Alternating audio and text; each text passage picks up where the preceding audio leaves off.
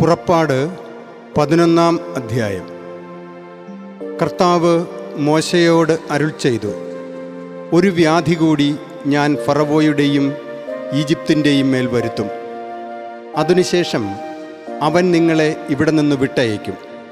അവൻ വിട്ടയക്കുമ്പോൾ ഇവിടെ നിന്ന് നിങ്ങളെയൊട്ടാകെ അവൻ ബഹിഷ്കരിക്കുക തന്നെ ചെയ്യും. ഓരോ പുരുഷനും തൻ്റെ അയൽക്കാരനിൽ നിന്നും ഓരോ സ്ത്രീയും തൻ്റെ അയൽക്കാരിയിൽ നിന്നും സ്വർണ്ണ ഉരുപ്പടികളും വെള്ളി ഉരുപ്പടികളും ആവശ്യപ്പെടണമെന്ന് നീ ജനത്തിൻ്റെ ചെവികളിൽ പറയണം. ഈജിപ്തുകാരുടെ ദൃഷ്ടികളിൽ ജനത്തോടുള്ള പ്രീതി കർത്താവ് ഉളവാക്കി. മാത്രമല്ല, ഈജിപ്ത് ദേശത്ത് ഫറവോയുടെ സേവകരുടെ ദൃഷ്ടികളിലും ജനത്തിൻ്റെ ദൃഷ്ടികളിലും മോശ എന്ന വ്യക്തി വളരെ വലിയവനുമായിരുന്നു.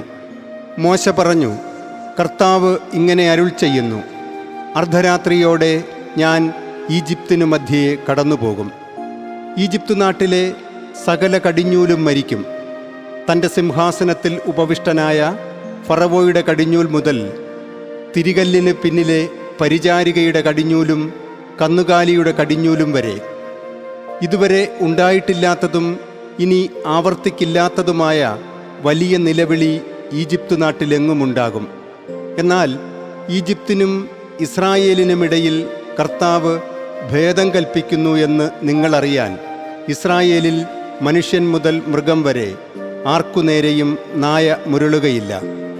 അപ്പോൾ നിന്റെ ഈ സേവകരെല്ലാം എൻ്റെ പക്കലേക്കിറങ്ങി, താങ്കളും താങ്കൾക്കു കീഴിലുള്ള സമസ്ത ജനവും പുറപ്പെടുക എന്ന് പറഞ്ഞ് എന്നെ നമിക്കും.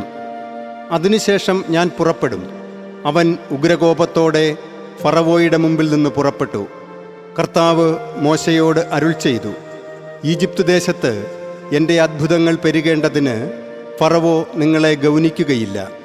ഫറവോയുടെ സന്നിധിയിൽ മോശയും അഹറോനും ഈ അത്ഭുതങ്ങളെല്ലാം പ്രവർത്തിച്ചു. എന്നാൽ കർത്താവ് ഫറവോയുടെ ഹൃദയം കഠിനമാക്കിയതിനാൽ അവൻ ഇസ്രായേല്യരെ തൻ്റെ ദേശത്ത് നിന്ന് വിട്ടയച്ചില്ല.